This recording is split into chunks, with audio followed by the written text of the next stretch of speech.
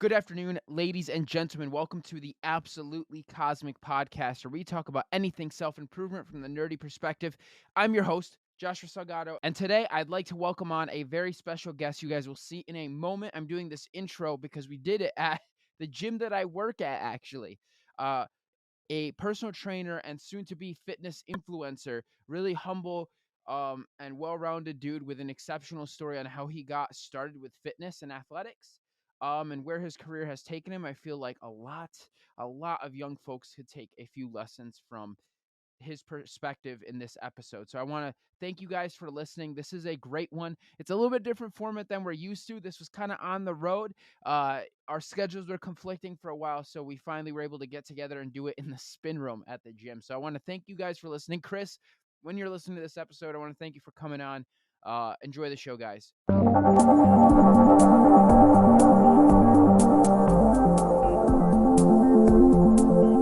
You're listening to the Absolutely Cosmic Podcast.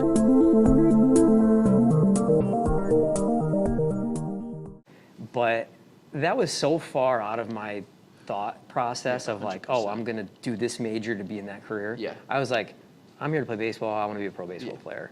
And it was naive to think that maybe I wouldn't be a professional baseball player. 100%. But it was a mistake in the sense that I never really thought too much into what my passion was, because I could have maybe got on the fitness journey more towards a career or finding some sort of like avenue to branch off in way back then. Yeah. But I was like, I'm gonna do baseball, neglect that, not understand exactly where my road was, and then I kind of had to come all the way around. Yeah, 100%. But through that journey of you experiencing life in that unconventional way, right, it gives you a better outlook. And there was a book that I read about a year and a half ago called Book of Five Rings by Miyumoto Musashi.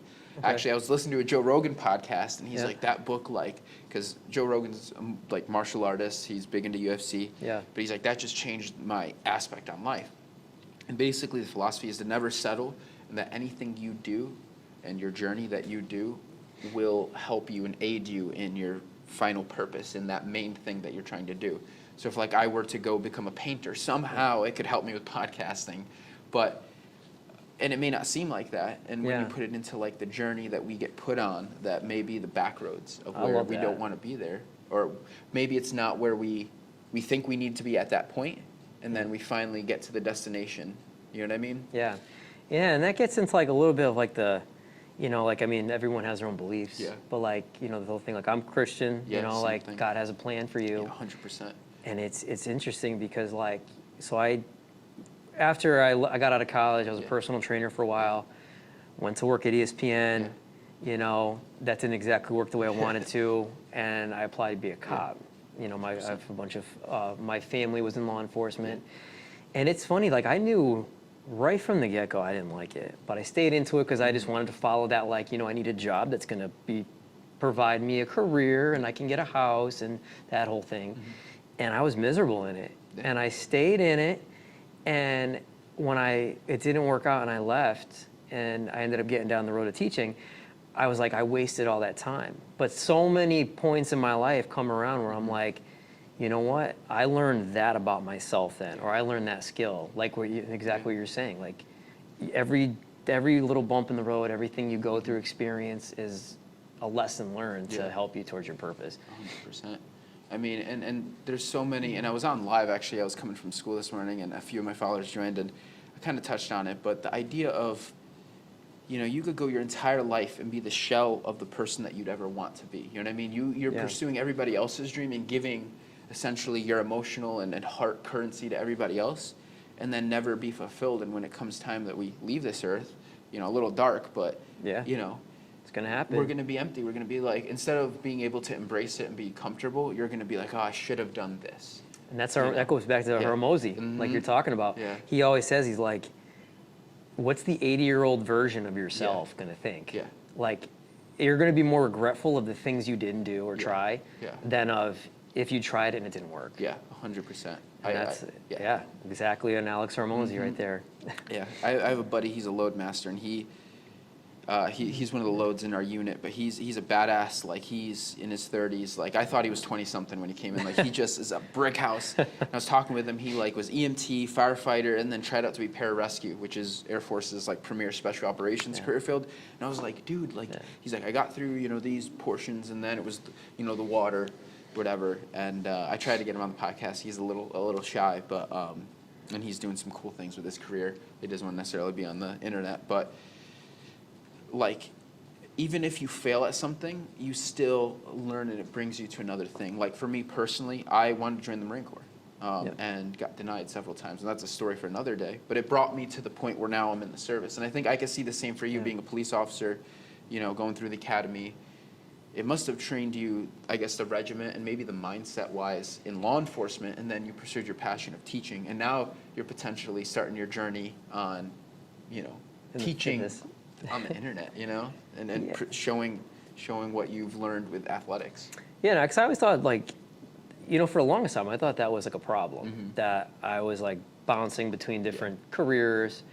And, you know, a lot of my friends were right out of college and they've been in that same field.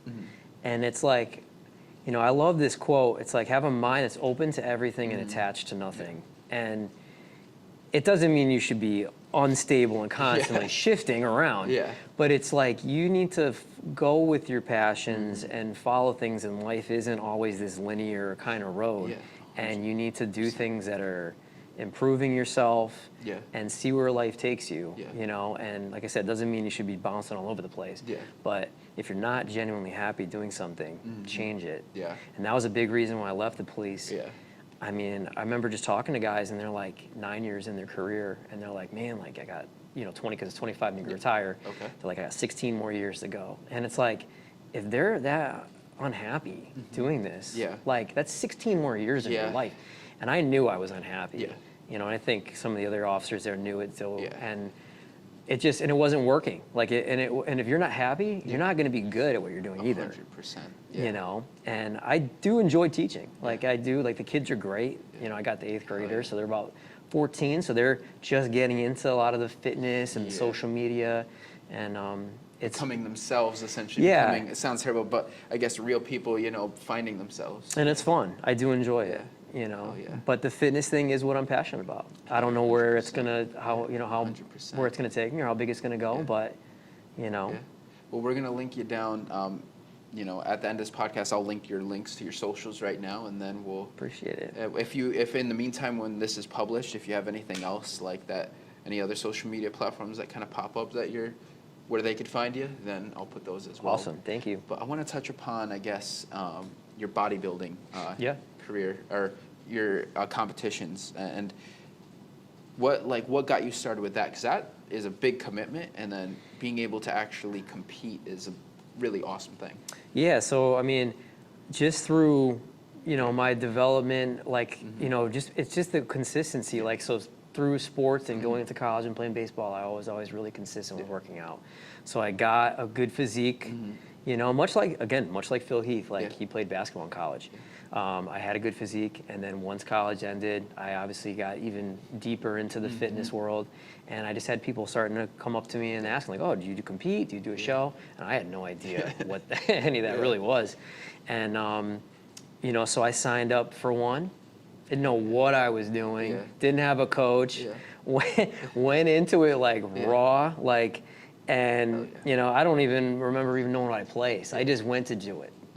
Then, you know, a bunch of years went by. I got a coach, did the whole, like, you know, we had the diet, like, pinpointed on when you can eat, how much you can eat, you know, the bulk and the cut, you know, and it was very meticulous, where it was, you know, macro-based, you know, and calorie counted. And what's interesting was, I think I just naturally on my own just kind of started doing the more regimented eating before I really knew much about the macros and what, you know, I should or shouldn't be eating. And I kind of fell into it.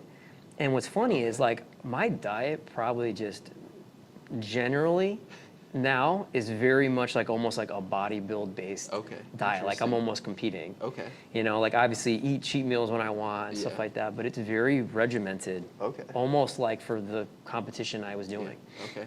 And what does that consist of? Are you like a 1 gram per pound of body weight for protein? Are you like, what's kind of your philosophy behind it that you maintain? Are you super meticulous about calories over macros? Because I know there's a whole bunch of different approaches that people go to.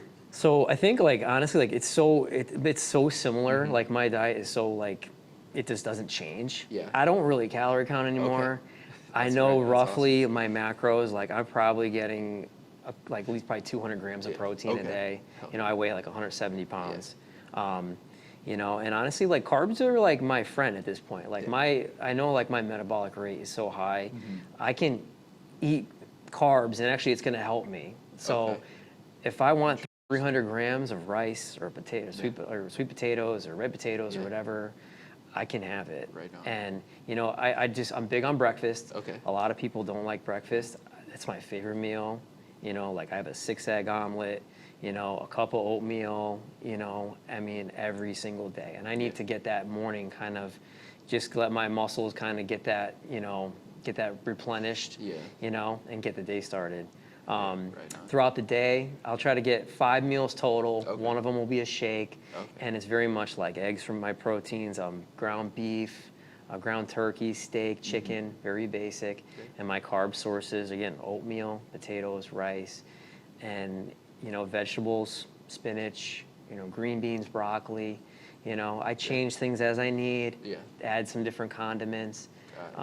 But what's weird is, like, I think when you get to a certain point, like, I eat more for feel than for almost, like, obviously I want it to taste good. Yeah. But it's more for, like, is this what I need? Like a fuel base. Is this, am I getting the fuel for my workout? Interesting. And, you know, I think it's taken a long time to get to that point. And I think if someone's new or starting off, like some of my clients I do training with, you got to really kind of work up to that. Yeah. But it's at the point now where it works. Got You know. That's a lot of high level like bodybuilders and athletes like who go on shows or talk about their nutrition share that same mindset of like it's just I literally eat just so that I could get to my goals and sustain living. Yeah. Yeah, it's hard. Right I mean, it's the hardest part. Like, you know, when you think about like everyone when they come in here to the gym and they want to work out and they think that right here is what's gonna generate the results. Yeah. And I tell them, like, if they're working out with me once a week or twice a week, I'm like, you see me for 1 hour, 2 hours a week. That's not gonna And just say you went to the gym say you went 5 days a week for an hour, which is probably more than most people are doing. And genuinely working out with a certain level of intensity. That's 5 hours a week. What are you doing all those hours outside of the gym? And most of it is revolving around what you're putting in your mouth. And and if you're not eating what you should be eating, you can't expect to really make any sort of progress. And I've had clients, you know, when you know, not as much now because I'm more selective with what I take on, but I've had clients blame, and I know there's a lot of personal trainers out there can relate to this. They been blamed for the progress not being made. You know, it's funny story. I had a client once. Me and her were very close, and you know, she texted me one day after a training session because she saw there was a woman who was overweight. You know, she was trying to lose weight and really tone up, and they were right after each other. So like we train them. You know, one was at like 11 and one was at 12. So I'm at lunch after, and I get a text message from this woman I'm really close with. She goes, "Oh my God, you never guess. I went to Walmart, and that woman who was overweight that you were training with before, I just happened to walk by and see what was in her carriage." And she goes, I mean, it was little chips and ice cream, and it's like that's exactly like the point. Like she would train with me once a week for that hour. But then that's the kind of stuff you're buying. It's like, what do you expect? You're not going to move anywhere. You know what I mean? Yeah, that's the biggest thing, you know. When you're trying to move forward with any goal in life, I think, but in fitness especially, I think you have to ask yourself, is this going to move me forward? I think, and that's a very big challenge because the discipline comes later. But it's like if you don't want to go to the gym, is this going to move me forward just sitting here doing nothing? Is Yeah. putting a bunch of junk food in my carriage going to move me forward? You know, we all Yeah. have these, like, again, going back to perfect ideals in our brain Mm-hmm. of what we see ourselves, what we want to be, but we don't realize how much work it would take to get to that if it's ever achievable. You know what I mean? Yep. And sometimes we go for the comfort of now rather than a little sacrifice now for what, you know, that goal, you know? Yeah, and that's a big thing. And it's something I talk to the kids about at school. Yeah. The people I train, even just if someone has a question and comes up, it's like the delayed gratification. Like, and it's really like, it's like, I've heard this before called callousing your mind. Yeah. Like you're saying, can you put that off? Yeah. Like, oh, I want that ice cream right now. Well, you know what? I had my ice cream last night. Yeah. Like, so you know what? I had it. I'm not allowed to have that now. And it's hard. Yeah. It's really hard to do. Yeah. But the weird thing is, like, the callousing part, if you do it once, it just becomes a little Yeah, it's easier like and momentous. easier and Yeah. easier. And then you just start falling more into this, like, more regimented, like, buttoned up lifestyle. Yeah. Where then it's not difficult to, like, do these things, but it's because you've had that practice for years and years of doing it. 100%. Just like when I was a kid. Like, well, you know what? Well, no crap. Like, people are like, well, how do you have a six-pack and this and that? Well, you know why? Because when I was between the ages of 13 and, 18 in that high school realm, I did a couple hundred sit-ups every night. Yeah. And, while you were playing Xbox, I was, you know what? Yeah. I got to do my sit-ups. Yeah. I said I'm going to do them. I'm going to do them. 100%.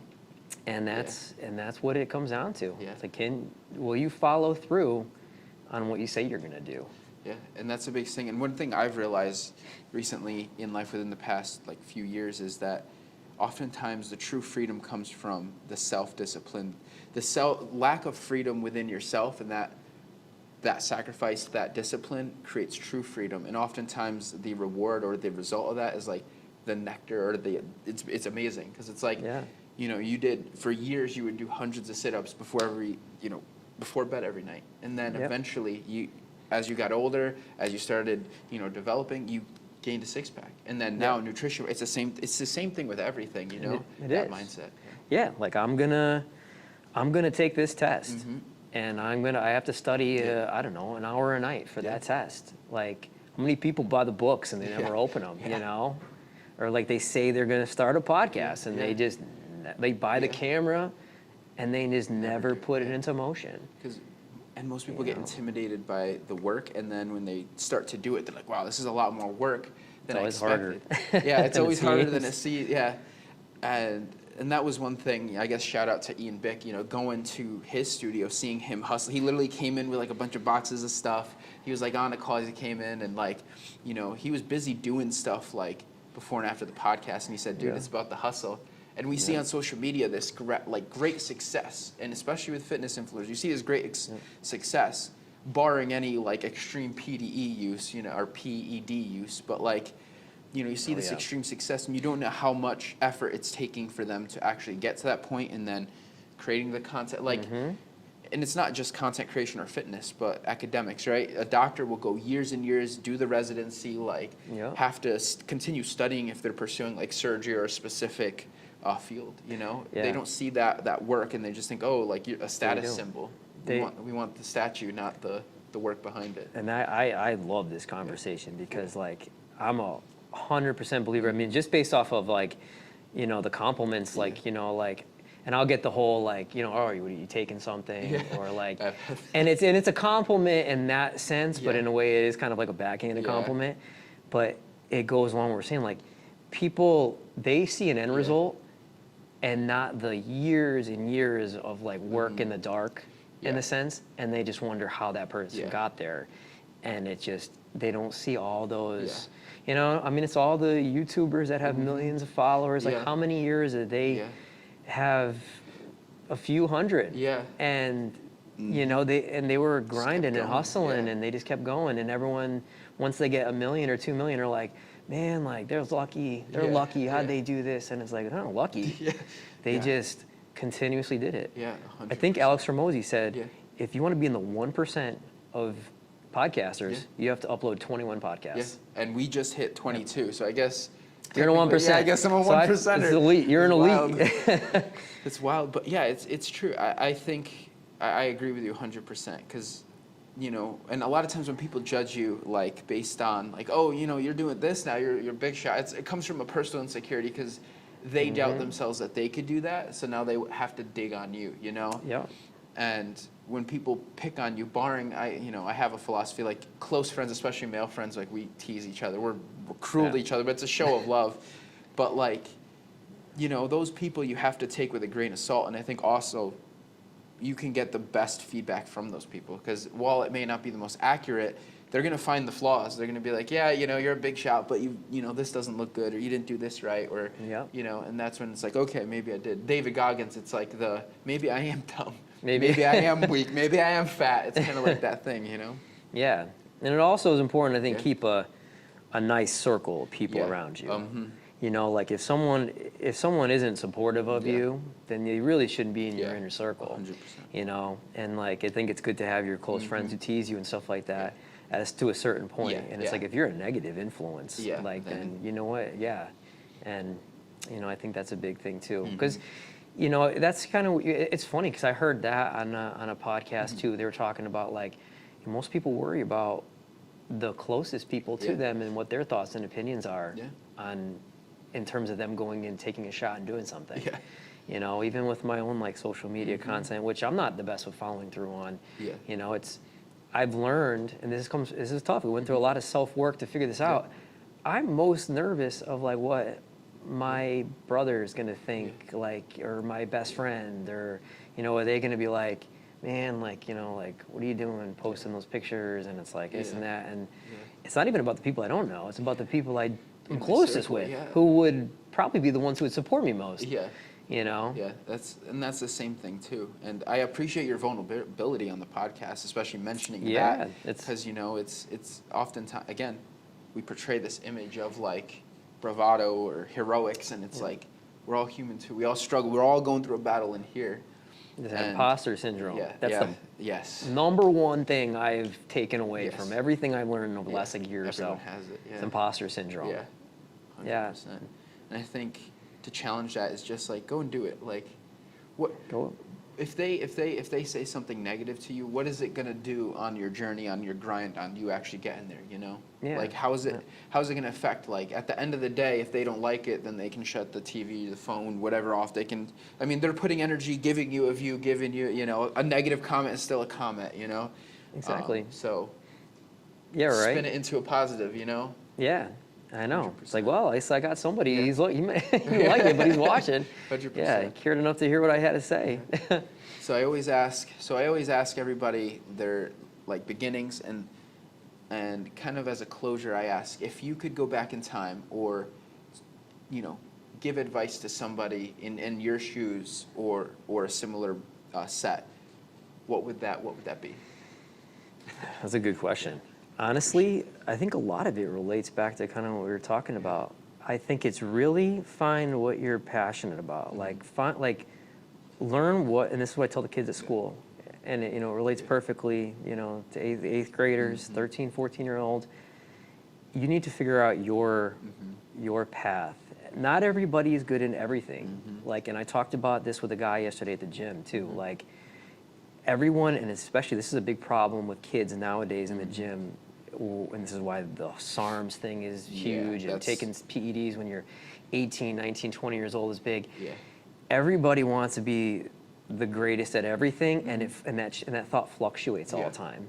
So like, you need to know who you are as a person, and know yourself and what you want out of life. Like, so find what you're passionate about. You know, if that is in, I mean, like at the gym, start researching like some different careers that are affiliated with the gym. Like you don't have to be the professional bodybuilder, but maybe you want to be a gym owner. Okay, so you want to maybe be a gym owner. What does that entail? Like maybe I got to take some business courses, you know, learn about financing. Like and like we touched on, everything is so much more complex than what you think it is. So the quicker you can identify what path you are on and want, the better off you're going to be to learn different skills in those fields. You know, That's probably what I would tell kids nowadays. And I tell them in the gym too, like, know who you are. Like, you're not going to be that 250-pound heavyweight, bodybuilder. Yeah. So don't try to be. Yeah. But you're lean and you're athletic. Yeah. So build muscle, do it the right way, tone up, and be more of that athletic type. Like, because the problem is they fluctuate. The guy he sees some guy deadlifting 500 pounds, then they wait, I want to deadlift 500 pounds. Yeah. Then 2 weeks later, Yeah. he sees some guy who's shredded. And now I want to be shredded. Yeah. And that's what everyone asks me, like, oh, you want to bulk? You want to cut? Yeah. I don't bulk, I don't cut. Yeah. Like, I know I'm lean, athletic, and I just am constantly just trying to make sure I'm eating my macros, build healthy muscle, and maintain the look I got. Yeah, 100%. Yeah, and I kind of want to touch base because I had a similar story. I was at one of the other Edge locations, and a young kid came in with his buddies, and they were all talking. They're like, "Dude, you need to eat more. You need to eat more." And I was like, "Listen, man." I said, "If you're trying to eat more, like, do you eat breakfast?" He's like, "No." I'm like, "Okay, eggs are really calorie dense, a lot of protein, a lot of just nutrients in there it's good for you, dietary cholesterol." And I was like, "What do you like?" I told him, I said, now I did a little self-experiment because I was bulking at this point. Yeah. I was eating close to 5,000 calories. Oh my God. Yeah, it was brutal. It was force feeding. But I told him, I said, just eat like 5 eggs in the morning. It's gonna be a lot. It's nasty, but you're gonna gain weight. You're gonna gain muscle if you're working out hard. If you're coming here, and he's like, I know. He's like, I was on test, and he did not look like. He's like, I was on a lot of tests, and I'm like, dude, never touch that unless you're gonna be a pro bodybuilder or something that. And how old is this guy? Had to be like 18, 19. It's insane. Yeah, and I was like, dude, you're not gonna be able to have kids if you keep playing with that stuff. Like, don't. I said, I've done this. Like, not that I'm like huge, but I've built some muscle up as a chubby, skinny. Like, I was skinny fat. I've been able to build up some muscle and do whatever results you would call this, right? Yeah. Without ever touching any of that stuff, other than like caffeine, protein, and creatine. That's all I've ever touched. I said it's very achievable. Like, a lot of natural bodybuilding physiques are very achievable. Yeah. So don't touch that, especially that young. You're not even done maturing yet, pretty much. Because no one wants to put the work. They don't want to put the work in. Exactly. They don't want to build the foundation, Exactly. the right way. Yeah. And the biggest thing too, it's not even about building the foundation of like your muscle. Yeah. I mean that's obviously a massive component of it. It's the mental aspect of it too. Yeah. Like, if you don't just have that like genuine love or passion for it, you're not gonna do any of the other stuff. Yeah. So you're gonna take this juice, you might blow up a little bit and look good, but you don't actually enjoy the lifting part of it or the diet part. So you're gonna look like crap. Yeah. And you're gonna fall off. And I've seen so many, growing up in my 20s and stuff like that, I've seen all these guys who they blow up, then they vanish for a year. Yeah. Then I'm like, where did so-and-so go? Then they come back and you'll see them, and then they're tiny. Yeah. And then they disappear for another 6 months. Yeah. And they come back and they're like all blowed up again. Yeah. And it's like, it's because there's not the mental, there's not the genuine love for it. There's not the knowledge base that comes with like learning the craft and the skills. Yeah. And it's a purely like just egotistical, aesthetic thing. Yeah. And that's, I think, creating a lot of problems. Yeah, definitely. They want, and now especially the social media, they want the clout, they want the likes, they want the followers.